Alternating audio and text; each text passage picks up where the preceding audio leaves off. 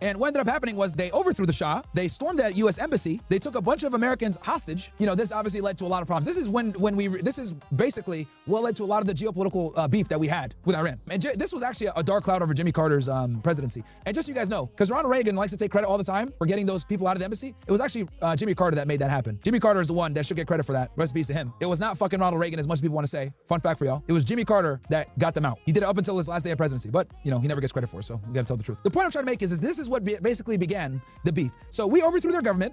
We put in a puppet government. They didn't like that puppet government. They overtook their government again, and then there's been beef ever since. Okay? And there's a lot more to it than that, guys, but I'm covering like decades of history here, so you guys understand. So this is what led to all the beef. So the Israelis have had problems with the Islamic Republic of Iran since the Shah got thrown out. Also, fun fact, the Shah, Iran was one of the first countries in the Middle East to recognize Israel, recognize their sovereignty. Other countries in the Middle East, to this day, still don't recognize Israel. So that also pissed people off. When the Islamic Republic of Iran came in, they realized to beat the Israelis would be very difficult because the Israelis have Americans' power, they have a very sophisticated and strong intelligence components, etc. So what did they do? They created what's known as axis of resistance.